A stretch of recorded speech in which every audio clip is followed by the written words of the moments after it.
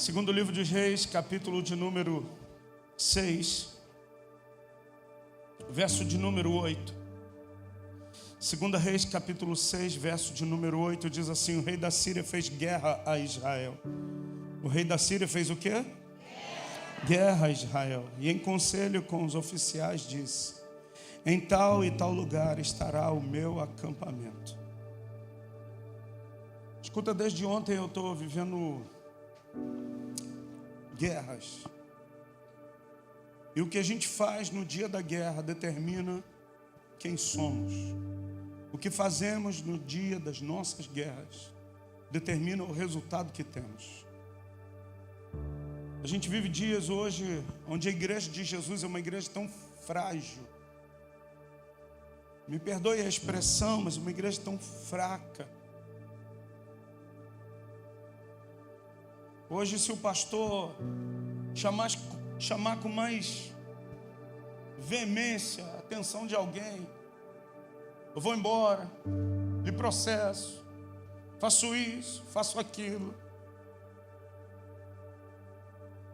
E a gente cada dia está mais, parece uma taça de cristal, se apertar muito quebra. E eu quero dizer para você, é que é nas guerras que a gente atravessa que a gente se torna mais fortes. Se você entrou aqui, você está vivendo uma guerra, eu quero te dizer, é uma grande oportunidade que Deus está te dando de você ficar mais forte, de você ter uma estrutura mais sólida, de você estar preparado para algo superior que Deus tem para liberar sobre a tua vida. Existem muitos crentes que ainda não mudaram o nível, não experimentaram de algo maior. Sabe por quê? Porque ainda são muito frágeis. E Deus não nos dá nada para se perder. Deus não vai depositar, sabe, sobre a minha vida, sobre a tua vida, algo se eu não tenho capacidade para suportar. Deus derrama a medida da minha capacidade. Então é a tarefa minha de granjear, de multiplicar, negociar, para que eu tenha mais habilidades, para que Deus derrame mais do favor, da graça, sabe, daquilo que Ele tem para fazer na minha vida. Ah, pastor, é Deus que me capacita. Sim, o Espírito Santo, Ele te entrega a capacitação, mas tem passos que é você que tem que dar. O grande problema é que a gente não quer dar passos, mas eu quero a capacitação. E eu, por não ter capacitação, às vezes eu fico, sabe, brigando com alguém que Deus, na sua soberania, olhou e viu que aquela pessoa tinha capacitação. Eu quero dizer, tempo de igreja não é sinônimo de que nós somos capacitados. Se fosse, que bom que seria. Mas o tempo que a gente passa aqui, ouvindo, sabe, a palavra de Deus, essa palavra que a gente ouve, precisa cair aqui e produzir em nós fruto. Eu estava falando isso ontem para os homens aqui, a gente teve um culto de homens. E por sinal, onde é que você estava? Onde é que tu estava, campeão? Por onde você andou? Eu não te vi ontem, mas você vai ter outra oportunidade. Mês que vem, eu quero ver você aqui em nome de Jesus, amém? Amém ou não amém? Os irmãos ficaram bravos comigo agora. Vamos lá. Ontem a gente estava aqui, foi uma reunião, para mim, foi o melhor culto de toda essa história do culto dos homens que a gente tem. Para mim foi extraordinário. Foi bom para você, Leandro? Que culto abençoado ontem. Assim, já é o melhor culto da igreja. Já é o melhor culto da igreja. Olha as feministas, como é que se levanta, ó. Olha só, gente, feminista gospel.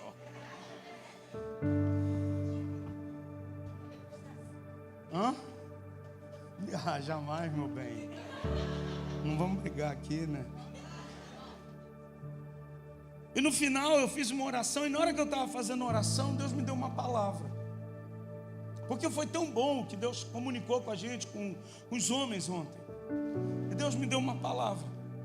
Que eu não posso estar aqui, mas a palavra que eu ouvi, ela não tocar a minha vida, de produzir em mim resultado. Porque às vezes a gente está num ambiente de milagres, a gente está num ambiente onde Deus está se manifestando, mas a gente está tão acostumado, nós nos acostumamos tanto, que aquilo para a gente é normal. Isso aí, já ouvi.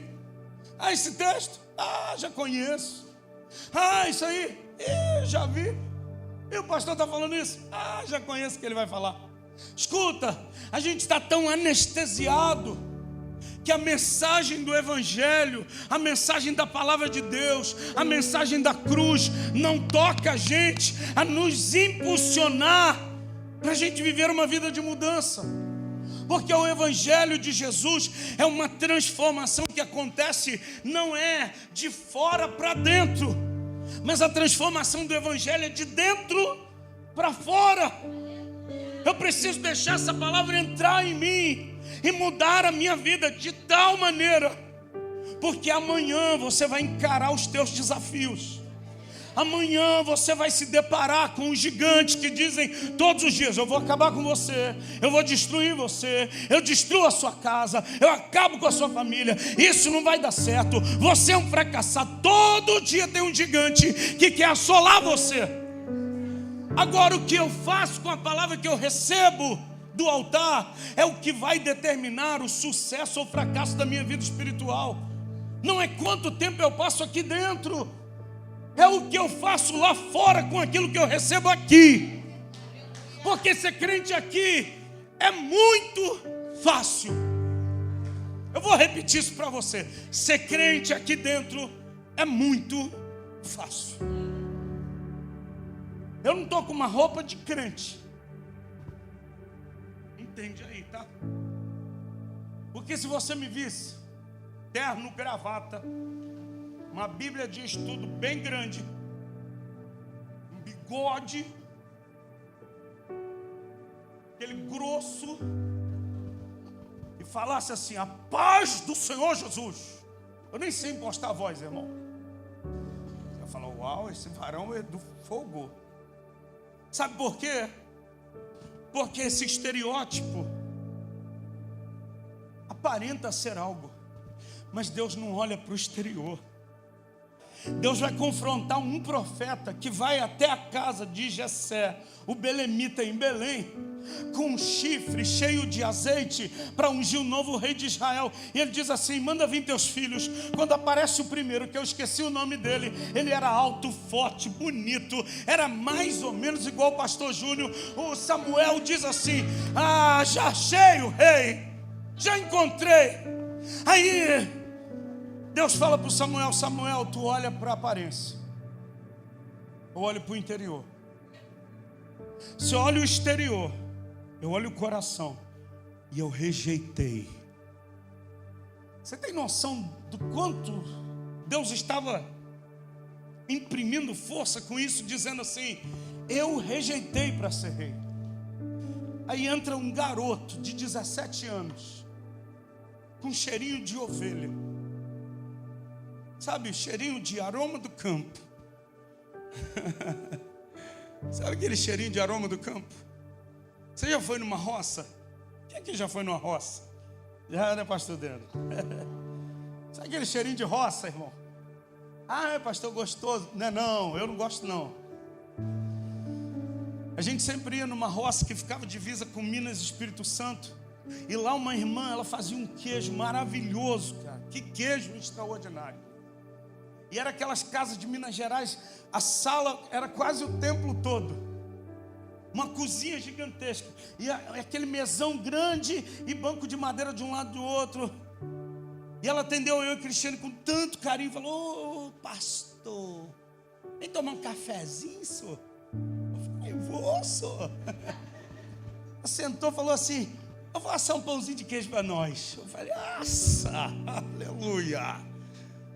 Irmão, ela foi assar o pão de queijo. Ela falou: acabei de fazer esse docinho de leite aqui, prova, pastor. Eu falei: nem quero. Daqui a pouco ela falou assim: eu fiz esse daqui também, doce de leite com abacaxi. Eu falei: deixa eu provar esse também. Aí daqui a pouco ela falou: eu fiz esse pão de milho. Eu falei: deixa eu provar também. Irmão, a mulher foi botando um monte de coisa, um monte de coisa, um monte de coisa. Daqui a pouco sai o pão de queijo quentinho. Ela falou: pastor, quentinho, fiz para o senhor. Eu falei: nem queria. Irmão, aquela mulher foi botando. Cara, eu comi tanto. Aí, olha só. A luta agora, todo dia lá, andando naquela esteira igual um hamster. Escuta, para acabar com o pão de queijo da irmã lá. E aí, quando acabou, eu falei assim: como é que a senhora fabricou o queijo? Eu tenho interesse em saber. Ela falou: vem cá, pastor, que eu vou te mostrar. E a gente foi para o lugar onde ordenha a vaca. Irmão, que coisa linda, mas que cheiro horrível. Cheiro horrível. Eu falei: amém, irmão, vamos lá voltar para o pão de queijo. Sabe, entra o Davi com o cheirinho do lugar de fabricar queijo. Quando ele entra, Deus fala assim: levantem uns, porque eu já me provi do novo rei de Israel. Eu quero dizer para você, Deus não olha para mim, não olha para você, não olha para essa casa com os olhos que os homens olham. Os homens olham para nós e ele vê em aparência. Deus olha dentro do nosso coração.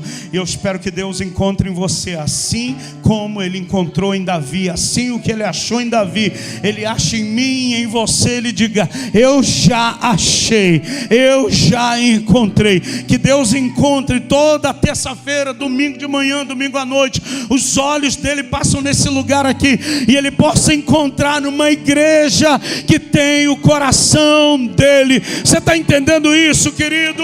A gente não pode ser, nós não somos, na verdade, a maior igreja da cidade, mas a minha intenção é que os olhos de Deus, ao passar aqui, não veja a maior igreja da cidade, mas veja um coração de uma igreja que o adora em espírito, que o faz em verdade e que tem as mãos limpas, um coração puro para subir o Monte Santo de Sião e adorar a Ele. Essa igreja está aqui hoje, meu irmão. Agora escuta, pastor, o que tem a ver esse texto? O rei da Síria fez guerra a Israel. É no meio das guerras que revela o nosso coração. O nosso coração não é revelado enquanto o Rafael está tocando ali. Ficou até tímido. E tem até uns memes hoje na internet, né? Worship. Aí aparecem os irmãos todos de preto e não tem nada a ver comigo. Amém, Jesus. Escuta, nosso coração não se revela no meio da festa. Nosso coração não se revela quando tudo está jóia. Nosso coração não se revela quando as coisas estão caminhando bem.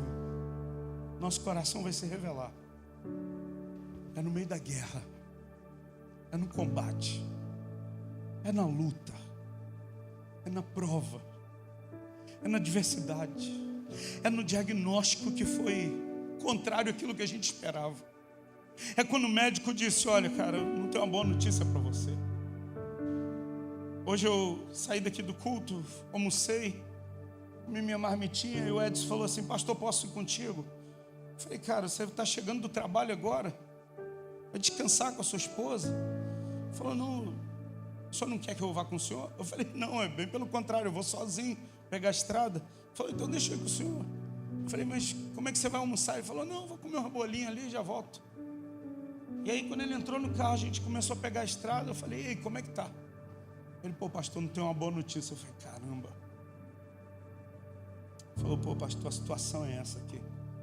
Quando tu não recebe uma boa notícia, quando a notícia é contrária, quando o diagnóstico não é bom, quando você é dispensado do trabalho, quando a prova que você estudou, você olha lá a lista de classificação, caramba, meu nome não está lá. Sabe quando a situação não é boa para você? É aí que a gente revela quem nós somos. É nesse momento que é revelado a quem servimos, quem nós somos e a quem a nossa vida pertence. O texto diz: o rei da Síria fez guerra a Israel, e em conselho com seus oficiais disse: em tal e em tal lugar estará o meu acampamento. Olha o verso 9. Mas o homem de Deus mandou dizer ao rei de Israel: guarda de passares por tal lugar, porque os sírios estão descendo por ali. E o rei de Israel enviou as tropas ao lugar em que o homem de Deus lhe falara e de que ele tinha avisado. E assim se salvou, não uma e nem duas vezes. A primeira coisa que eu quero compartilhar com você, no meio da tua guerra, no meio da tua luta, no meio das provas que você está passando, em meio às situações que estão te apertando, quem você tem ouvido? No meio da minha guerra, quem eu ouço? Eu estava dividindo com o meu pastor, ele estava na sexta-feira aí, ele veio pregar e já ia embora. Falei: não, o senhor vai ficar lá em casa, o senhor não vai pegar a estrada essa hora. De madrugada o senhor está sozinho, vai dirigir sozinho? Não, vamos lá para casa.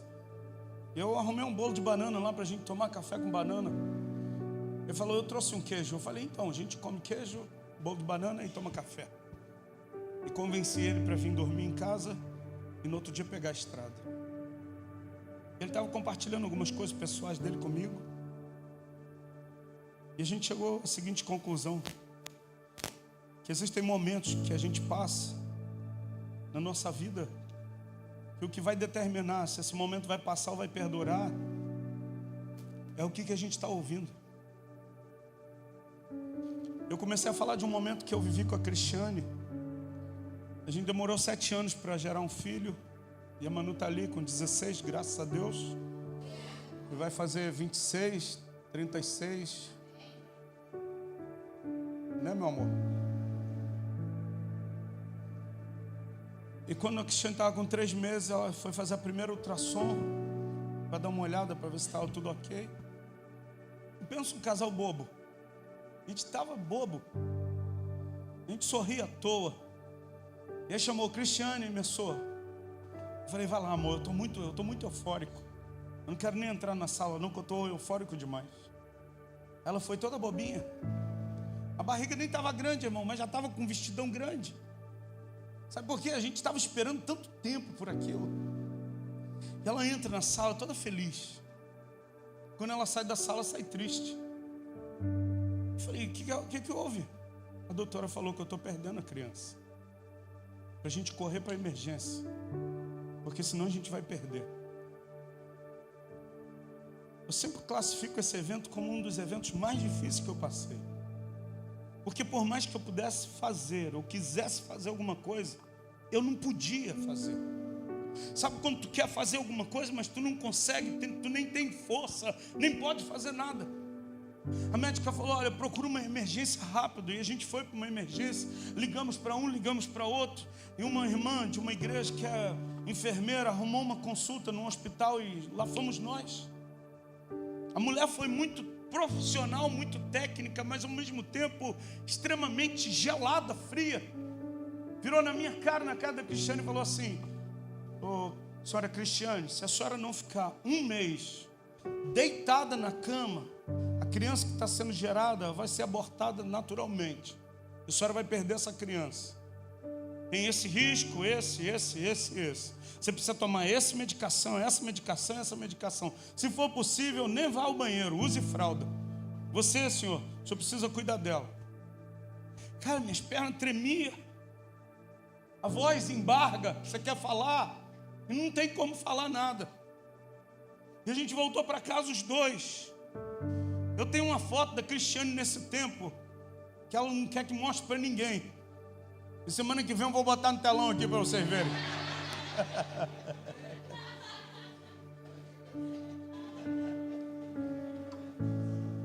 Tô brincando, amor. Cara, ela estava muito ruim. E o Santão aqui querendo segurar as ondas. Eu lembro que eu vim pregar aqui, na igreja que aqui estava. Preguei aquela noite, mas eu estava arrebentado, irmão. Sabe quando você tem que dar alguma coisa, mas você está seco, vazio. Eu voltei para casa, eu estava sem dormir direito, não conseguia dormir. E naquela noite ele começou a disparar uma crise, minha pressão subia, não tinha medicação que fizesse baixar de jeito nenhum. Eu comecei a passar muito mal. Eu fui ao hospital, falei, Cristiane, eu preciso ir ali. Eu não podia dar preocupação para ela, eu tive que ir correndo para o Albert. Quando eu chego no Albert, foi atendido um doutor, não lembro o nome daquele cara. Ele falou assim, o que está vendo, Nilson? Eu falei, a situação é essa. Contei toda a história.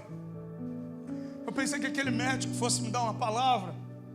Vou te passar uma medicação aqui, vai resolver. Ele falou assim, seu frouxo. Tu é um homem frouxo, cara.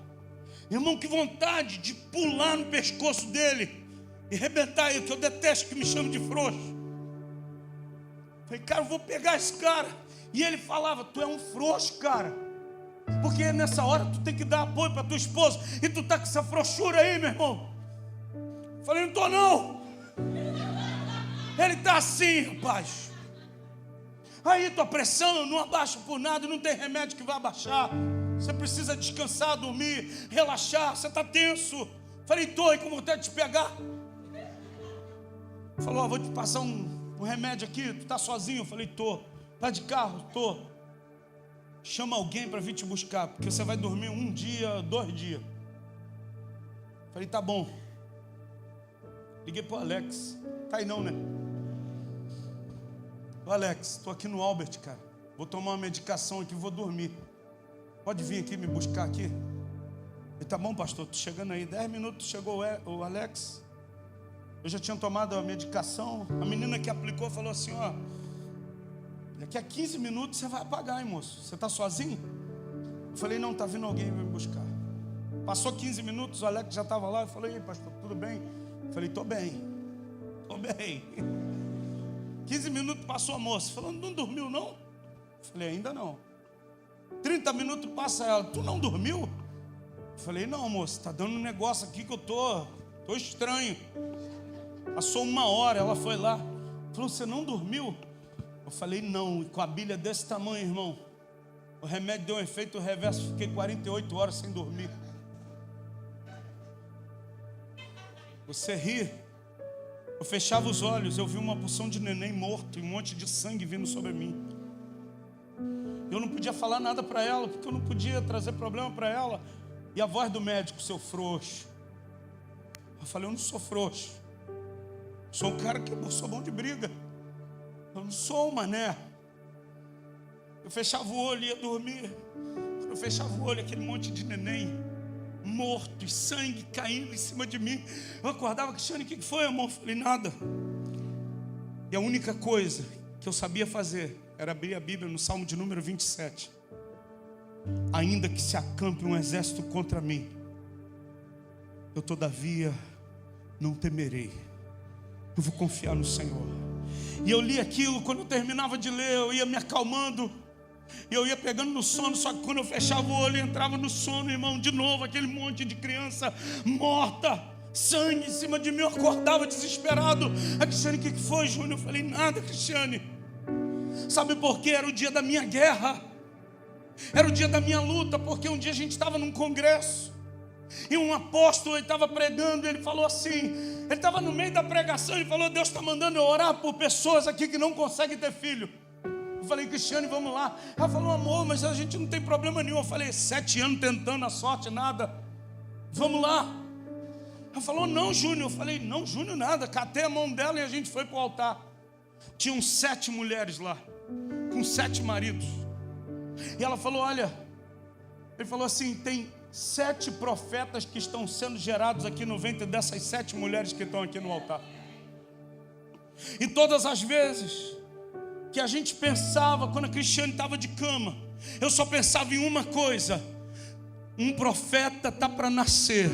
Deus quer calar a voz profética. Eu estou no meio da guerra, eu não posso dar um passo em falso, senão eu vou colocar em risco todo um projeto de Deus. E eu quero dizer que há algo de Deus para nascer na tua vida, mas para que nasça, vai vir uma guerra, e você na guerra, você não pode retroceder, você precisa permanecer inabalável. Mas a voz que fala ao teu coração é o que vai determinar se você vai ter sucesso ou fracasso nessa guerra. Você me entende hoje? Diga glória a Deus, meu irmão. Ah, pastor, eu estou vivendo um tempo de dor, não vou mais à igreja. Ah, eu estou vivendo um tempo de guerra, eu não quero falar com ninguém. Ah, eu estou vivendo um tempo de caverna, eu não quero atender ninguém. Escuta, no meio da tua guerra, da tua dor, da tua caverna, busque ao Senhor Jesus e ouça a voz do Espírito Santo. Ouça a voz de alguém que fala ao teu coração, meu irmão. O homem de Deus mandou dizer ao rei de Israel: guarda-te de passares em tal lugar. Quantas vezes Deus está comunicando, dizendo assim: Deus está falando com você. Mas a gente faz, sabe o que? A gente dá de ombro. A gente é orgulhoso, nariz em pé. A gente não dá o braço a torcer. A gente não quer se humilhar. As meninas dançaram aqui, sabe, sobre se humilhar. A gente não quer se humilhar. Eu vou me humilhar diante de ninguém. Eu vou me humilhar diante de situação nenhuma. Escuta, o soberbo Deus abate, mas o humilde, aquele que se quebranta, Ele pega e no seu tempo Ele exalta. Eu quero declarar que há um tempo de exaltação de Deus para vir sobre a igreja. Há um tempo de exaltação de Deus para vir sobre esse lugar. E quando esse tempo vier, escuta, nós não vamos ter glória nenhuma. Quando o tempo da exaltação vier, nós só vamos dizer uma coisa: glória ao nome daquele que fez e que está fazendo e que vai continuar fazendo todas as coisas. Não é por causa do pastor, não é por causa da pastora, não é a visão que nós temos, não é a placa que nós temos, mas é Deus que está operando nesse lugar. Você me entende hoje, meu irmão? Escuta, quando alguém falar assim: sua vida está dando muito certo, está tudo muito bem, irmão, não esquece, pelo amor de Deus, não esquece, por favor, não exalta o teu coração não, irmão. Se humilha e fala: não tem nada a ver comigo, tem tudo a ver com quem governa a minha vida. Não é pelo meu merecimento, porque se for por merecimento, nenhum de nós, a começar desse que fala, nenhum de nós tem merecimento nenhum. Ah, mas eu jejuei, ah, mas eu orei, ah, mas eu li a Bíblia. Irmão, se enxerga. Tem gente que acha que é maior do que Deus, é mais coisa do que Deus, é mais alguma coisa do que o soberano. Escuta, não é nada porque eu fiz, não é nada porque alguém fez, não, é a mão de Deus, é o favor de Deus, que a gente chama de graça de Deus. A graça que nos empodera, a graça que nos dá poder. Mas não tem a ver com Júnior, não tem a ver com a igreja da aliança, tem a ver com quem governa a minha vida e com quem governa a igreja da aliança.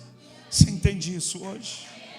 Número 1, a voz que você ouve vai determinar livramentos, sucesso, bênçãos, ou vai determinar destruição, caos e fracasso.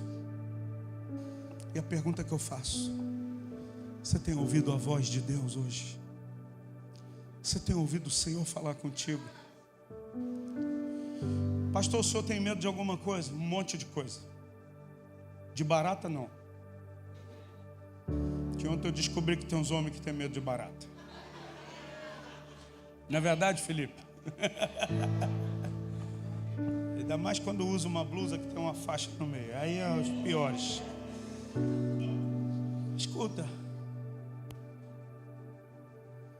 eu tenho uma porção de medo, mas o número 1 deles é de não ouvir mais a voz de Deus. Eu luto todo dia. preciso ouvir a voz de Deus todos os dias. Eu tenho a necessidade de ouvir a voz de Deus todo dia. Eu aprendi um caminho. Tem o meu lugar secreto, que pode ser o meu quarto, a sala da minha casa. O meu lugar secreto foi várias vezes o volante do meu carro, quando eu vinha de Nilópolis para cá sozinho. Já peguei a Brasil chorando, de Nilópolis para cá. Teve um dia que eu peguei um engarrafamento, chorava horrores. Eu estava lá chorando, botei uma canção, eu adorava a Deus. Aí daqui a pouco eu enxuguei as lágrimas. Quando eu olhei para o lado, o cara do carro do lado estava assim, ó.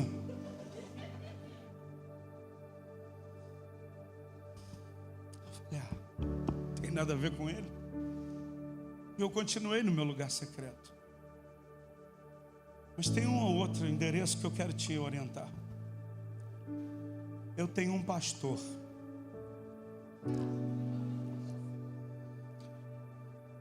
E quem às vezes não compreende isso, acha, não, está dando glória para um homem. Não. Eu tenho alguém que cuida de mim. Que tem dificuldade? Sim. Mas ele é uma voz de Deus para mim. Tem falhas? E quem não? Mas ele é uma voz que fala o meu coração. O meu pastor é minha pastora. É uma voz que me dá direção. Quando eu tenho uma situação que eu preciso decidir, eu falo com Deus, mas eu também pego o meu telefone. Pastor, tenho essa situação. Eu falei que ele estava aqui sexta-feira. Tomamos café junto, comemos bolo de banana da Vivian. Ele trouxe queijo, a gente comeu bolo de banana com queijo. As meninas subiram, a Cristiane já estava quase no vale da sombra da morte. A gente estava conversando e ela estava assim. Aí meu pastor falou, Cris, vai dormir, minha filha. Eu acho que você não consegue nem mais abrir o olho. Ela é pastor. Ela foi dormir, as meninas subiram para dormir. Eu tive um tempo com ele sozinho. E ali eu pude conversar algumas coisas particulares com ele. Falei, pastor, agora eu queria que o senhor fosse descansar, porque amanhã o senhor pega a estrada. Eu fui dormir em paz. E uma paz tão grande, irmão, que eu perdi até a hora. Ele foi embora, eu nem vi o homem de Deus ir embora. Eu falei, eu vou fazer um cafezinho antes do senhor ir. Quando eu acordei, eu abri a janela. Falei, o carro dele não está mais, e foi embora. Sabe por quê? Porque é uma voz que me dá direção. É uma voz que me orienta. Quando eu tenho alguma dificuldade, eu falo, pastor, ora por isso. Eu não estou conseguindo vencer essa situação aqui. O senhor pode orar por mim? Eu quero ministrar o seu coração hoje, porque tem gente que está aqui e que você ainda não decidiu ir primeiro para o lugar secreto. É o lugar onde Deus fala com você através das Escrituras. É o lugar onde Deus fala com você no meio da adoração, onde você se tranca no seu quarto, onde você vai para a laje da casa, onde você vai para o banheiro, não sei qual é o local da tua casa. Mas escuta, é um lugar que você vai que não é geográfico. É um lugar espiritual onde você marca um encontro com Deus e Deus não falta encontros. Mas em segundo lugar, eu quero dizer para você que ainda que os tempos sejam muito difíceis, que ainda que a gente ouça muitos escândalos, e eu me envergonho como um líder espiritual, sabe, dos escândalos que existem, mas ainda tem gente santa, mas ainda tem homens de Deus, mulheres de Deus nessa terra. Ainda tem gente que não se corrompeu.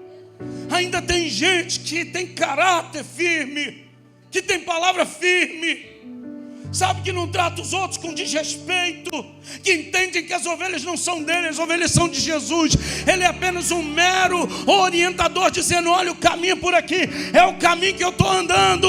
E as ovelhas reconhecem a voz do seu pastor e o seguem. Eu quero dizer que ainda tem pastor de Deus nessa terra, meu irmão. Dizer, olha, a partir de agora, estou orando por você, Tiago, não vai mais te acontecer nada. Seu cabelo vai ficar enroladinho sempre.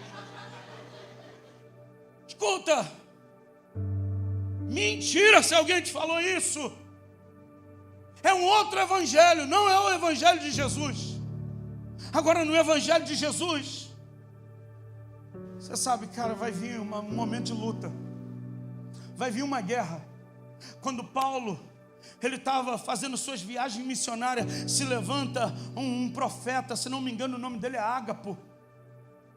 E ele diz, olha, eu tenho uma palavra. Vai se levantar uma luta contra você. Vai se levantar isso, Paulo. Escuta, Deus estava comunicando com ele o que ele ia passar. Sabe por quê? Porque quem tem uma voz que fala o coração nunca é pego de surpresa, porque ele sempre tem alguém que está dando direção. Eu não tenho uma oração para imunizar você e falar assim, a partir de hoje, Bill, você não vai ter mais resfriado, dor de cabeça, problemas financeiros. Todos eles se acabaram a partir de hoje. Agora você vai ficar um homem rico, sem dor de cabeça. E uma esposa dizendo todo dia, você é lindo, você é lindo, você é lindo. Ô irmão, se te pregaram esse evangelho, mentiram para ti. Você pode ter uma esposa todo dia dizendo para você que você é lindo, porque a minha está dizendo. Agora eu vi vantagem, aleluia. Escuta, mas problema eu vou ter, luta eu vou passar, mas eu sei que o meu Redentor vive. Eu sei em quem tenho crido, e eu estou bem certo que Ele é poderoso para guardar o meu tesouro, o meu depósito. Eu sei que o Senhor está cobrindo a minha vida. Tem coisa que Ele vai me dar livramento, e tem coisa que Ele vai me dar provisão para eu vencer as lutas. Tem situações que Ele vai dizer assim, Júnior, estou te livrando. E tem outras que Ele só vai me avisar, está vindo, se prepara. Tem coisa que Ele vai me permitir passar, para eu me tornar mais forte do que já sou hoje. E tem coisa que Ele vai dizer, eu estou te protegendo, Júnior, você não vai passar por isso. Eu quero orar por você que está vivenciando sua guerra hoje.